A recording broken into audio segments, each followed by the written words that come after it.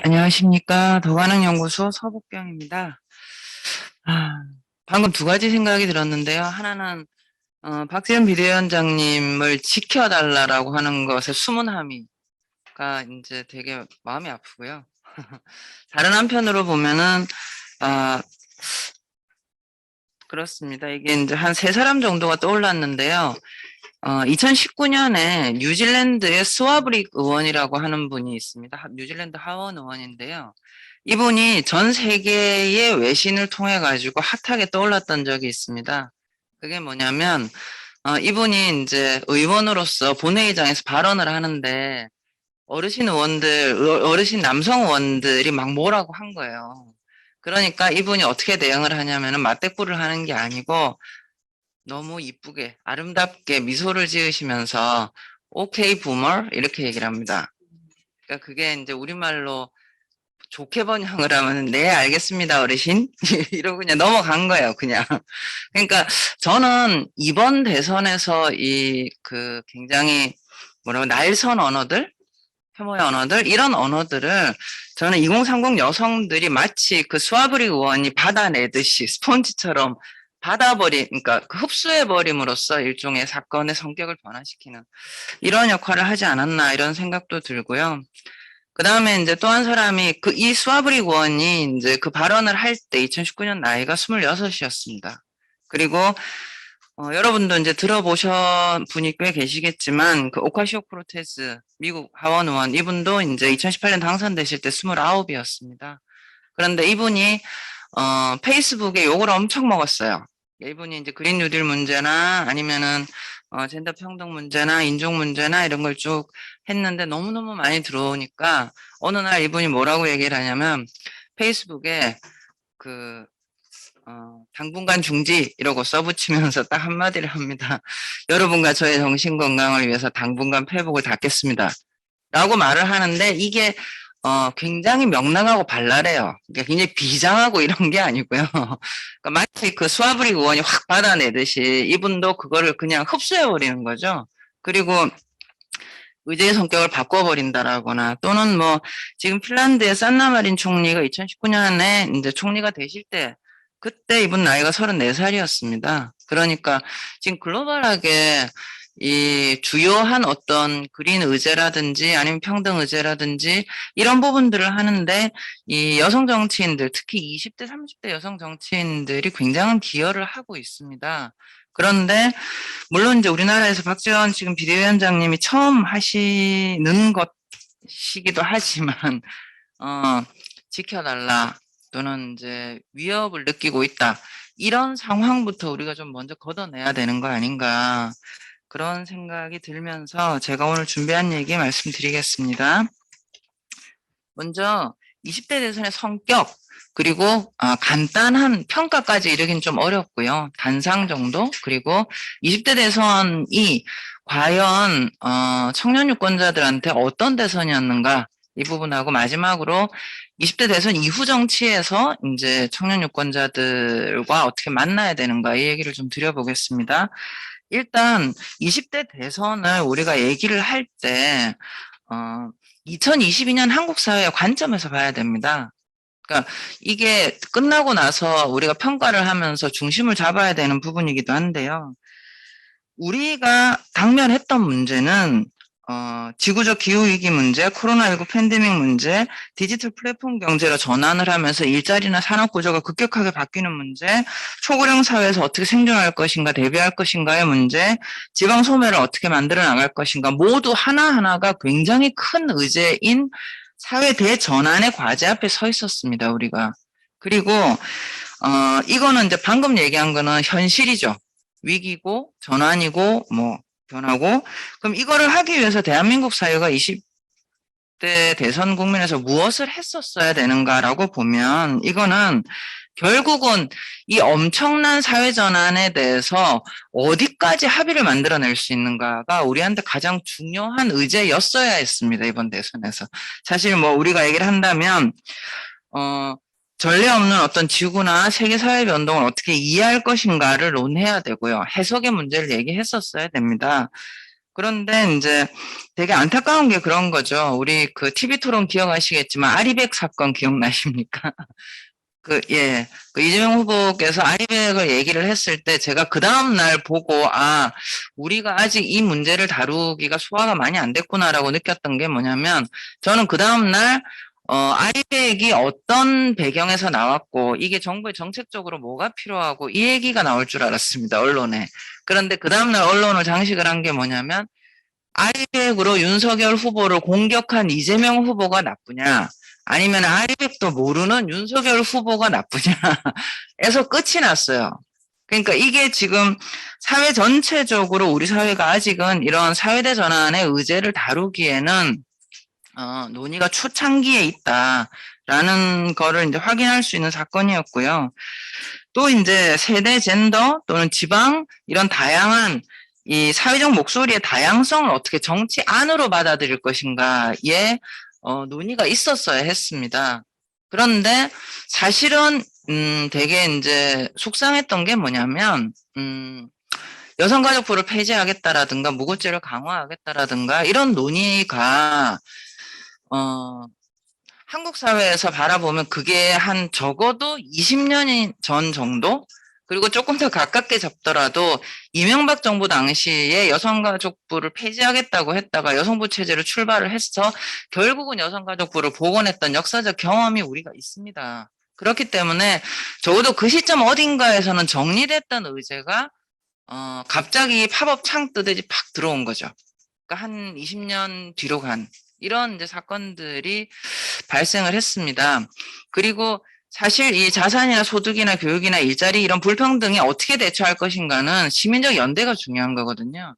어떻게 시민들이 서로 연대할 거냐. 이게 왜 마지막 그 TV 토론하면서 안철수 후보가 그 국민연금 문제를 여러 번 얘기를 했어요. TV 토론에서. 근데 이 국민연금 문제가 말하자면 일종의 세대 간 연대의 방법을 우리가 어느 지점에서 찾을 것인가, 이런 훨씬 건강하고 긍정적이고 필요한 얘기를 할 수도 있는 시점이었는데도 불구하고 우리의 논의가 그렇게 진행되지 못했던 것이 이번 대선의 성격이라고 저는 생각을 합니다.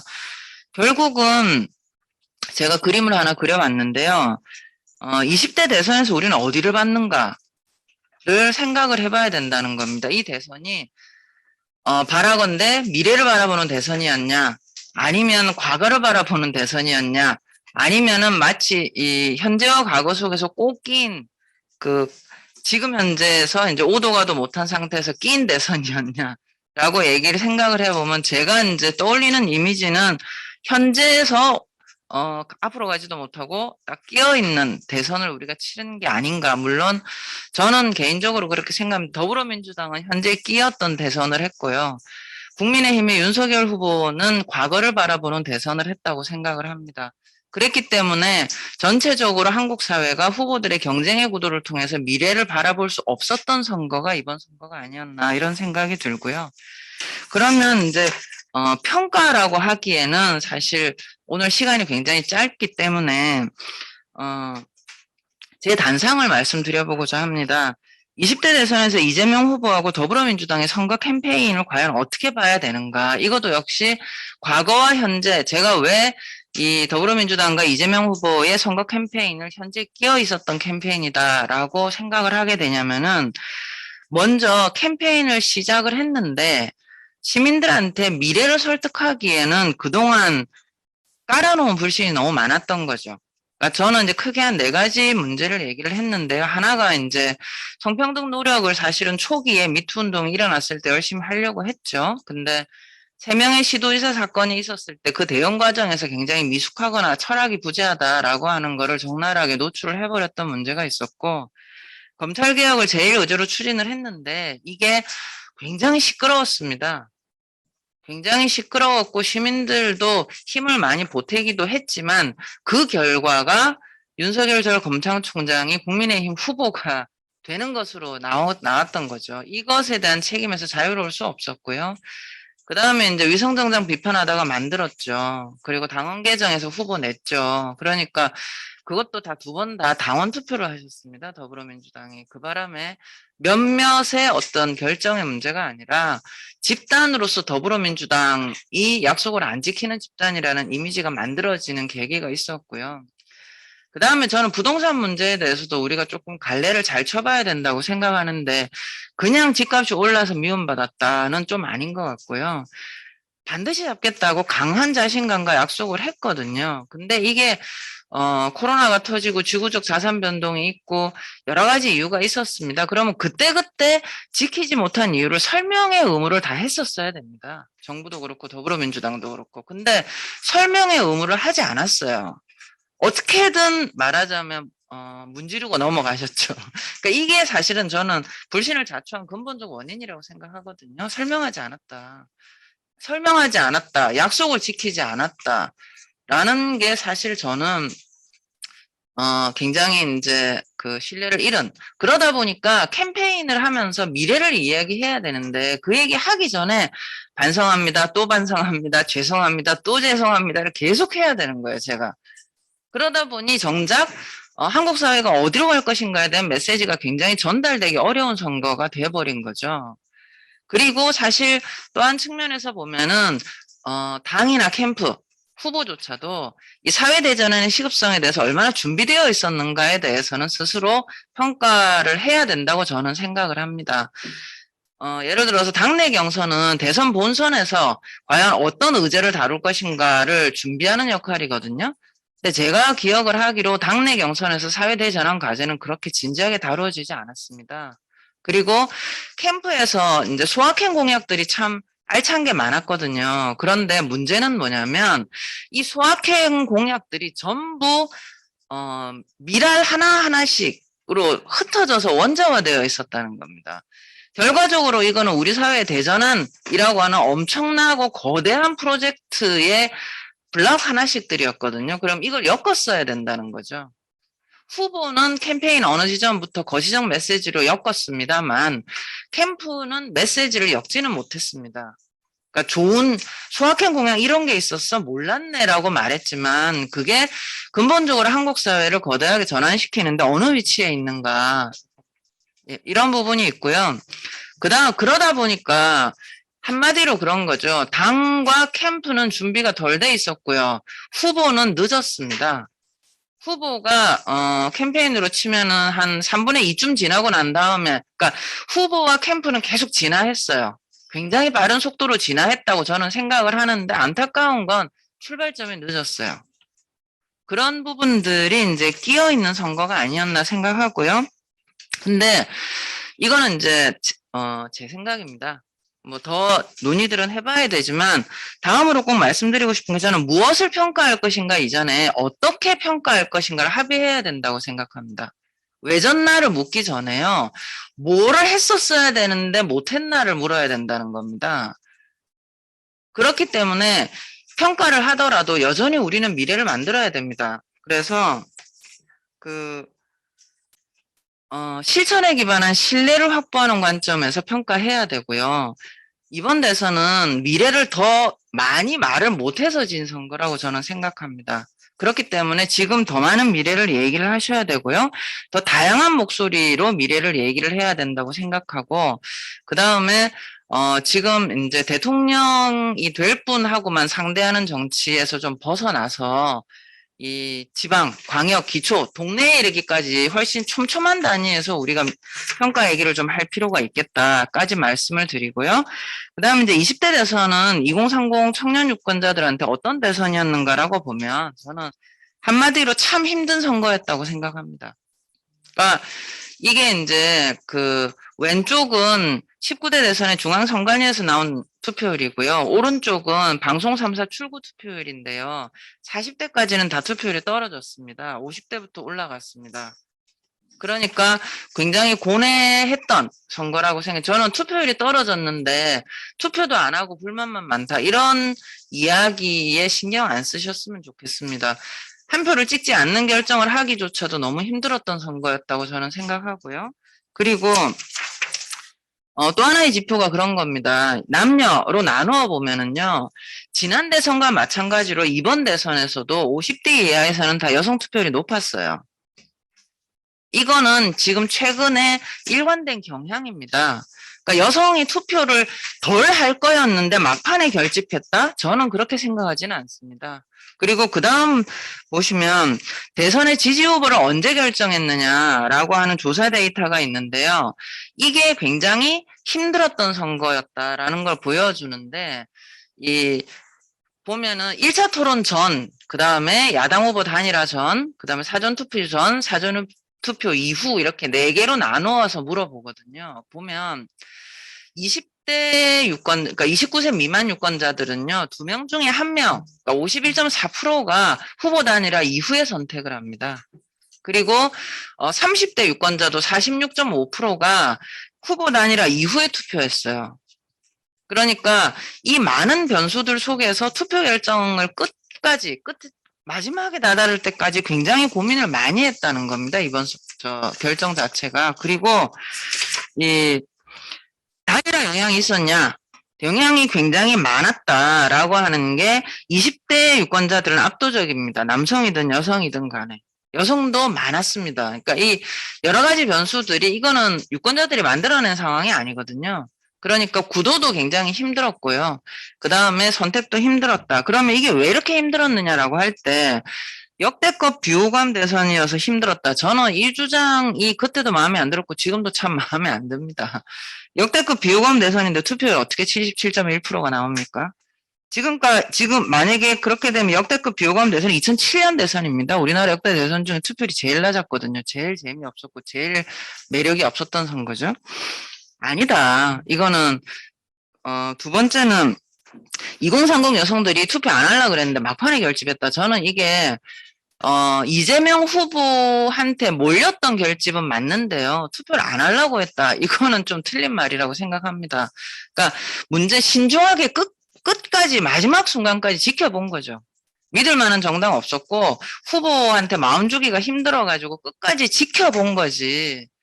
그리고 왜냐하면 이거는 사실 한 2015년 이후에 정치적인 관심 표현 행위로 봤을 때 20대 여성들의 기본적인 어떤 조사 데이터에서 청원이나 캠페인이나 후원이나 정치 정보량이나 표현의 양식에서 기본 저력이 떨어졌던 적이 없어요.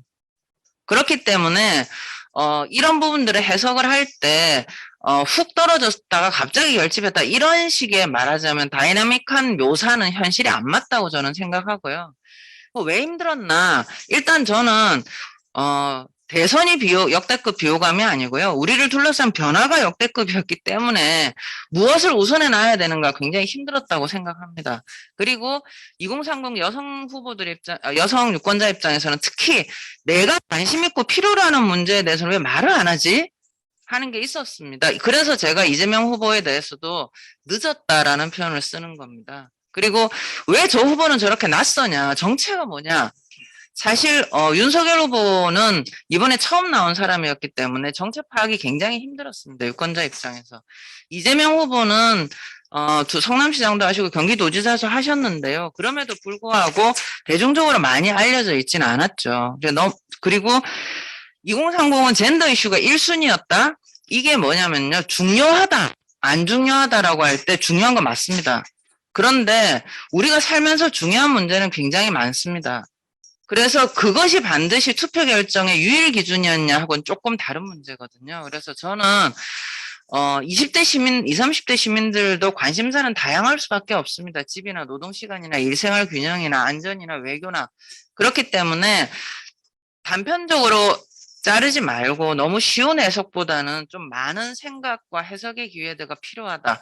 그리고 이제 팬덤이 걱정스럽다. 이런 문제에 대해서는 더 이상 설명 안 드리겠습니다. 이거는 신경 안 쓰셔도 될 것 같습니다. 다만 팬덤을 걱정하시는 분들은 일종의 문화적 충격이 있는 것 같습니다. 그렇기 때문에 서로가 이 공존의 규범을 찾아 나가는 게 필요할 것 같고요. 그럼 20대 대선 이후에 어떻게 할 건가 넘어가서 말씀드리면 이번 선거는 저는 사실 남성이나 여성이나 다 힘든 선거였다는 걸 서로 인정해주면 좋겠습니다. 그러니까 윤석열 후보를 찍었던 20대 남성 투표자들이 지금 만족할까요? 저는 그렇지 않다고 생각합니다. 모두가 굉장한 고민 끝에 굉장히 불안한 선택을 했어요. 제가 3월 12일 날 선거가 끝나고 그 FCI 20대 남녀 그 시민들을 대상으로 면접 조사를 했는데 그때 윤석열 후보를 찍었던 세 사람 중에 한 분이 뭐라고 얘기를 했냐면 아침에 눈을 떠서 봤는데 0.7% 차이, 아, 내가 잘 찍은 거 맞나? 첫 일성이었다 그랬고 두 번째 한 분은 윤석열 후보를 찍은 남성 시민이 한 얘기가 뭐냐면 아, 큰일 났다. 촛불 사러 가야 되겠다라고 생각을 했다고 합니다. 그러니까 누구를 찍었던 이것은 흔쾌한 선택은 아니었다. 그리고 앞으로 갈 길이 멀고 나눠야 될 얘기가 굉장히 많습니다. 우리는 그동안 이번 대선은 정말 필요한 얘기를 못했던 대선이라고 생각합니다. 그렇기 때문에 서로 대화 좀을 많이 해야 될 것 같고요. 어차피 같이 가야 됩니다. 그렇기 때문에 상처 주기보다는 좀 보듬고 가면서 앞으로 미래를 말해야 되는 게 아닌가 말씀드리고요. 마지막으로 지금 더불어민주당에 2030 여성 시민들이 많이 들어와 계시는데요. 저는 기존의 정당의 그 당원인 분들, 의원님들, 당직자분들한테 이 얘기를 꼭 드리고 싶은데요. 너무 당황하지 마십시오. 아마 굉장히 당황하실 것 같은데요. 이 발언할 기회와 활동할 공간과 결정할 권리를 보장하는 관점에서 하나씩 같이 해나가면 되지 않을까 싶고요. 당원의 알 권리 보장 장치가 더불어민주당이 조금 부족합니다. 그렇기 때문에 빨리빨리 정보를 알려나가는 문제. 왜냐하면 지금 2030 시민들은 알 권리에 민감한 분들이거든요. 그리고 여성위원회, 청년위원회, 당협위원회 이런 부분들을 형식적으로 하지 마시고요. 활동 공간을 실제로 보장하는 문제, 그리고 실제 현재 들어오신 당원분들은 굉장히 능동적일 겁니다. 그렇기 때문에 권리당원 모임 규정이 있잖아요. 당규에. 그거를 뭐 동네 모임이든 공보 모임이든 문화 모임이든 뭐 캠페인 모임이든 간에 자유롭게 만들 수 있는 부분들에 대해서 안내하십시오. 그리고 이번 지방선거에 대해서도 선거구 추진해서 후보자 토론회 개최하시고요. 당원 투표 실질적으로 하시는 게 좋겠습니다. 그리고 당원인 시민분들한테도 꼭 드리고 싶습니다. 관전자 아니고요. 창조자가 되기 위해서 같이 좀 노력해보자. 사실 비판은 쉽고 만들기는 조금 어렵습니다만 할 수 있습니다. 해보셨지 않습니까? 왜 이렇게 없는 게 많아? 불만이 있을 겁니다. 더불어민주당에 아마 여러분들이 보시면 없는 거 되게 많거든요. 그러니까 하나씩 만들어 가시면 된다. 왜 이렇게 먹통이야? 먹통이라는 거 많이 느끼실 겁니다. 근데 소통이 해봐야 됩니다. 더불어민주당이 2030 여성 시민들하고 별로 소통 많이 안 해봤습니다. 그러니까 여러분이 가르친다 생각하고 열심히 하시면 되고요. 왜 이렇게 복잡하냐? 조직이 원래 좀 그렇습니다. 탐구 생활을 좀 하셔야 됩니다. 이게 조직이라 어쩔 수가 없고요. 어르신들 감각이 왜 저러냐라고 느끼실 때가 아침 저녁으로 많으실 겁니다. 근데 감각이 새끈하면 어르신 아니지 않겠습니까? 예, 이거 어르신의 본성이다라고 생각하고 친절히 알려주면서 만들어 나가는 관점이 중요하지 않나. 여러분은 야구 경기장, 축구 경기장 벤치에서 지금 내려오셨습니다. 필드에 선수로 뛰려고 들어오신 거거든요. 근데 선수가 관객석에 앉아 있는 관객처럼 하면 안 되시지 않겠습니까? 여러분도 같이 전략 짜시고 같이 플레이 하셔야 되는 곳으로 이제 들어오신 겁니다. 예, 축하드립니다. 마치겠습니다.